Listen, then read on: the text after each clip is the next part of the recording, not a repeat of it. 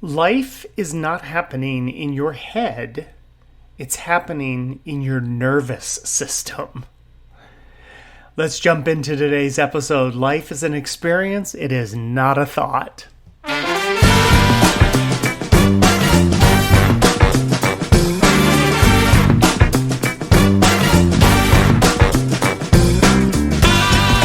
Good morning and welcome to another episode of Iconic Freedom, the Formula. We are setting a standard for accountability and responsibility, the ownership of your choices and the ability to respond to those choices. Your responsibility is your response ability, and your accountability is, it is owning all of the outcomes and everything that follows. Doing no harm to others. Let each care for self, and all will be cared for.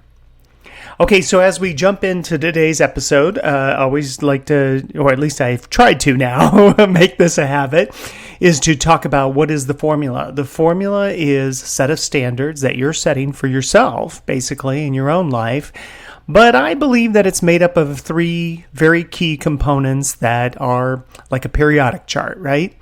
Your choice, your ability to respond to that choice, and your accountability, which is owning everything that follows, every outcome and everything that follows from that choice.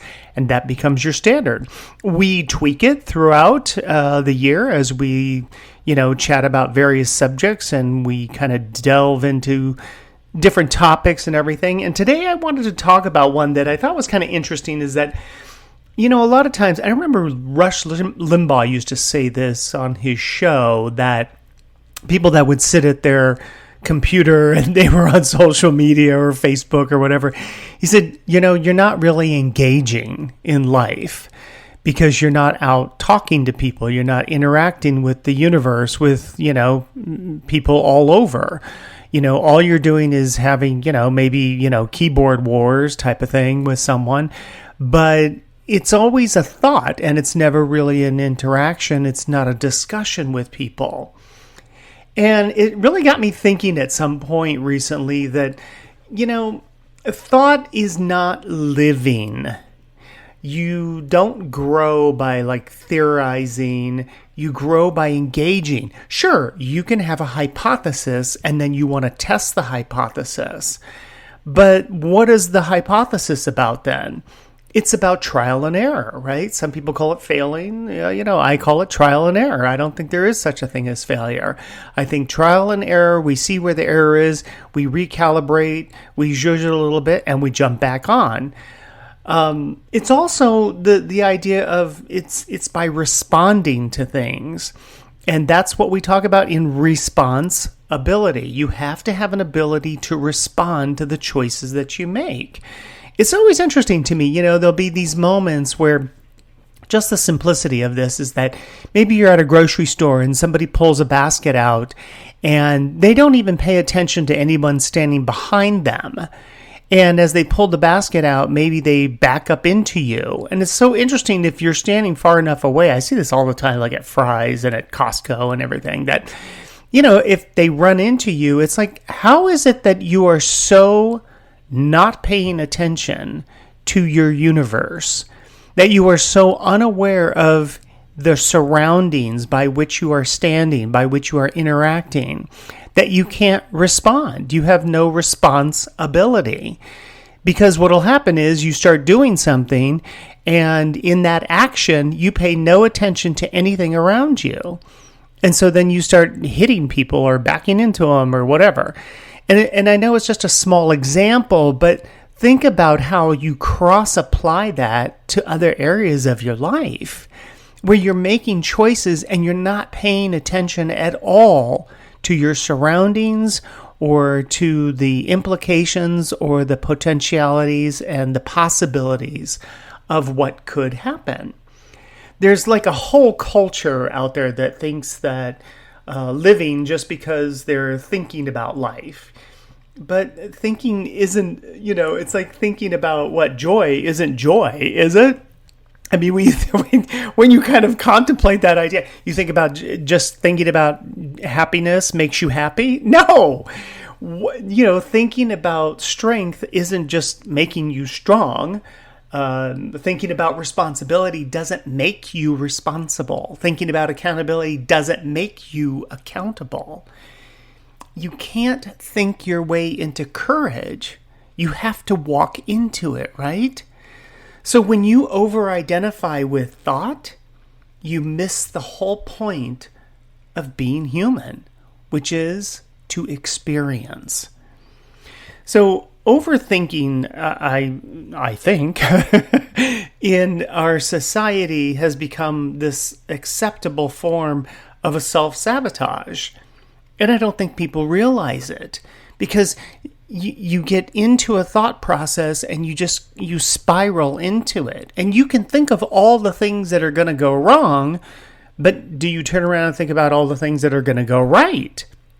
And some people can, paralyze themselves to never make a choice, that they're always trying to make the perfect choice, that they never make a choice, rather than just trusting self, right? That whatever the choice I make, I'll be able to figure it out, right? But overthinking is a societal acceptable form of this self-sabotage. And it masquerades as preparation, which I think is hilarious. It will disguise itself as like emotional intelligence. Remember all that EQ stuff that used to be going on? So it will masquerade as emotional intelligence, as though, you've really thought this out.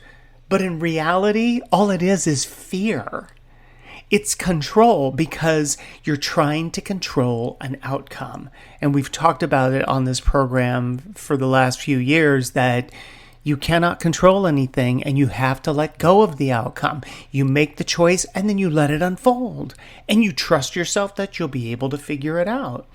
But what happens is your ego is trying to avoid discomfort.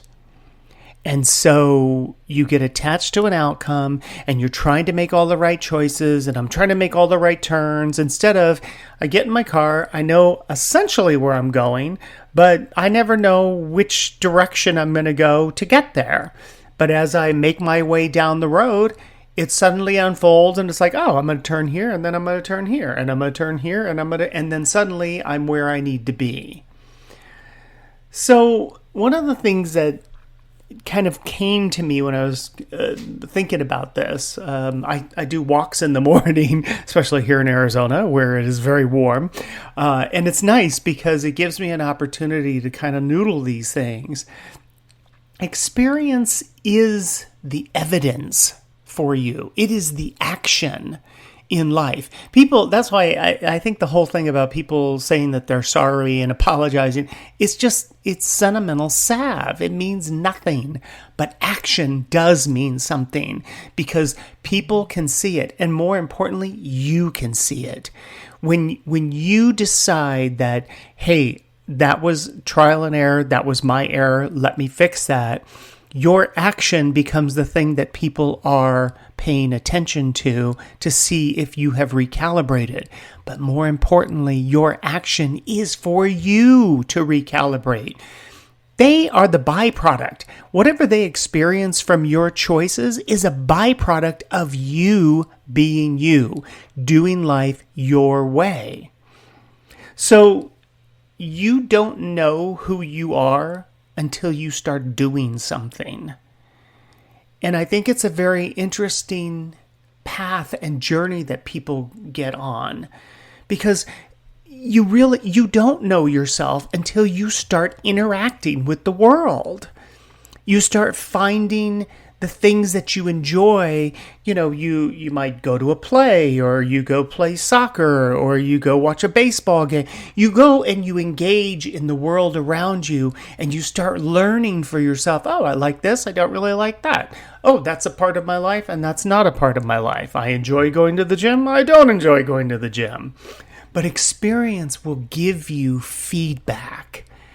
Thinking gives you theory, and feedback is how we evolve. It's how we grow in our resilience, in our wisdom, our clarity of ourself. And it's also how we build our strength, because we've gone through something then we figure it out along the way and we come out the other end and we're like, great. If I ever go through something like that again, I'll know how to manage it. Or I learned things about myself, about my abilities to do certain things that I didn't know I could do. Life doesn't respond to your thoughts, but it does respond to your actions. So stop trying to perfect your path before you step onto it. Walk it, respond, adjust, recalibrate, learn, whatever you want to call it, but get out and do, because that's where life is. Your image is not your identity. And I wrote that note down because I wanted to make sure I talk about that. Listen, you can curate a feed, on X or Instagram, whatever. You can filter, a photo. People do that a lot. You could post a quote. You could rehearse your persona. But none of it matters if your actions don't back it up. None of this matters about me talking about responsibility and accountability if I don't live it. Because if I don't live it, I can't talk about it. Because I don't know anything about it. I don't know how to tell you this is what I went through and this is where I am and this is how I got there. Quite often when I've gotten involved in conversation, maybe online, and I've even done this in person with people where we talk about politicians or whatever, and suddenly this politician has had their come to Jesus moment and they've transitioned into a new thought process. Great. Tell me how you got there. Because you didn't just think your way through it. You got there somehow by doing something. I was listening to podcasts. I was engaging in conversation. I was reading more books. These are actions that help transform and transition the mind, bringing more comprehension to a subject or to a situation by which you're able to change your thought process. That's a very healthy way to approach life, right? I mean, you've probably seen it in your own life. But what happens a lot is if you were to go to a politician, this happened years ago that I engaged with somebody that I used to see both in person and online, and we would be at rallies and everything, and she was talking about this one politician that was here locally, this guy J.D. Hayworth, who, was suddenly having some epiphany about, pork in bills and all the rest of this stuff. And my constant thing, I hammered it and hammered it and hammered it. How did you get there? I need to know. And the reason why I wanted to know why my representative changed his mind about pork barrel spending was because now I will know if you're lying or not. Because if you have changed your mind about not being responsible to being responsible, you should be able to tell me how you got there. And not only that, but now that you've told me, you are accountable.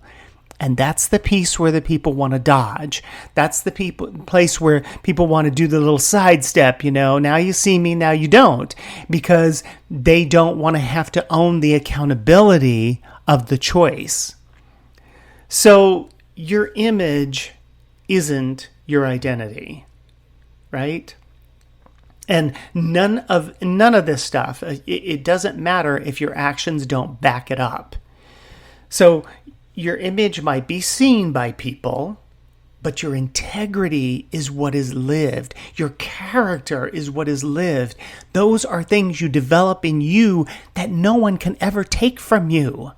They're inherent. I actually said this one time on it was a newscast. They were interviewing me, and I was saying, they were talking about healthcare. This is a long time ago, folks. And they were talking about healthcare. And I said, listen, healthcare is not a right. Your rights are inherent. They belong to you. You're born with them. But you're not born with healthcare. Sorry, that's not how it works. Healthcare is something you go by. But healthcare is not a right. And that's during when all that Obamacare shenanigans was going on. But it helped people to understand what is the difference between taking somebody else's labor or their goods and services and trying to say, oh, those belong to me. No, they don't. Those are offered to you if you wish to purchase them, but they're not for free. Your inherent right to speak is because you can open your mouth. Your inherent right to defend yourself is because you know how to manage a weapon. But you don't have an inherent right to somebody else's goods and services. So, like I said, your image, it's going to be seen, right? But you aren't what you project. You're what you practice. I'm going to say that again. You are not what you project to people, but you are what you put into practice of who you are. You can project all kinds of stuff to people about who you are, but it is through your actions that they actually see who you are. And what you're doing is so loud, I can't hear what you're saying, kind of thing. So we're back to that. Your actions speak louder than words, basically, right? That's what that's all about. I would say you're not your aesthetics. I mean, there are some people that are, probably in some other people's eyes, not great looking people, but they're amazing human beings. And would you discount them because, you just didn't like their look? I mean, there's no way for you to know until you start to see who they are, until they start to reveal themselves. So the fantasy of yourself that's in your head, that version of you, is that like in your journal, in your writings? Is that, in the pictures that you take of yourself, all your little selfies? That empowered person that you pretend to be only when it benefits you? See, none of this is real unless you demonstrate it. And in the hard moments, in the mundane, in the face of consequences, that's when you're going to know. Did I build my integrity and my character, my responsibility and accountability, all the while of that endeavor, doing no harm to others?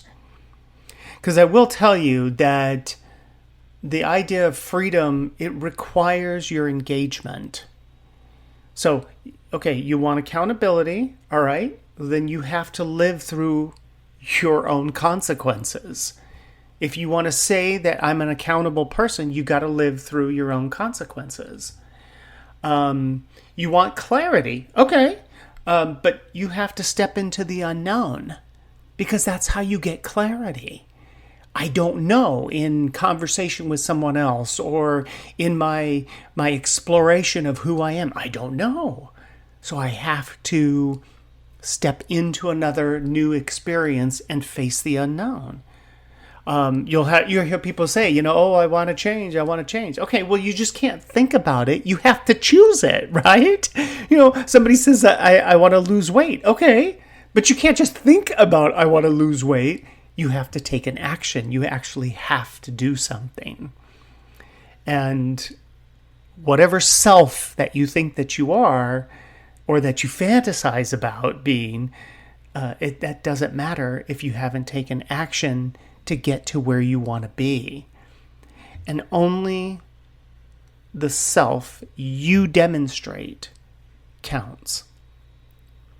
Only the self that you demonstrate is what counts.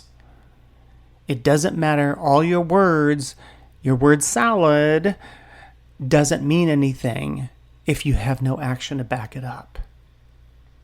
Listen, I think that life is like this contact sport, right?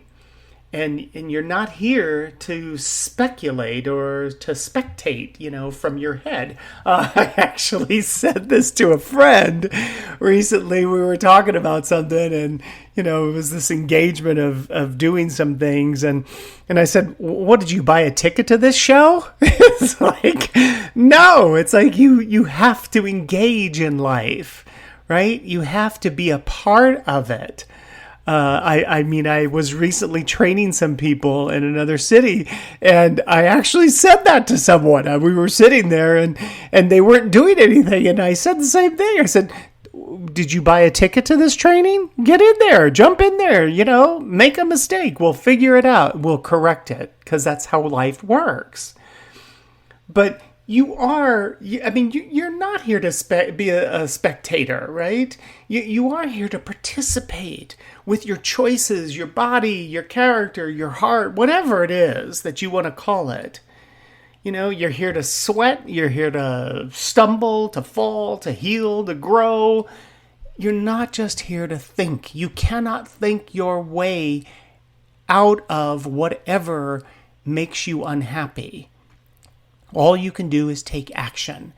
You can have a desire and then you take action. You can have a goal and then you take action.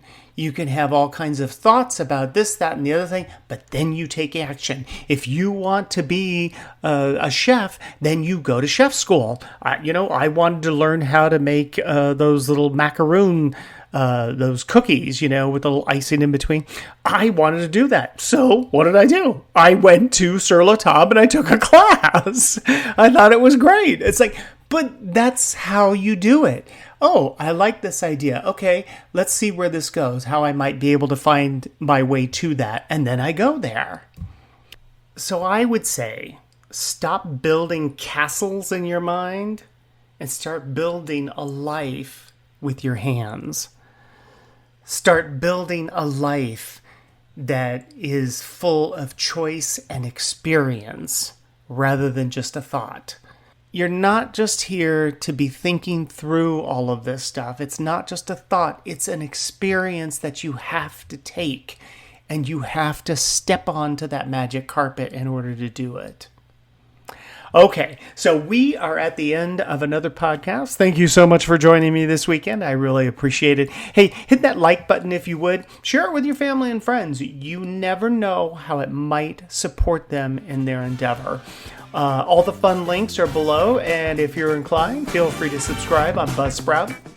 I am on X and Truth Social and TikTok and Facebook and Instagram. And until next time, stay sharp, stay free, and as always, remember, let each care for self, all will be cared for. Make it a great week.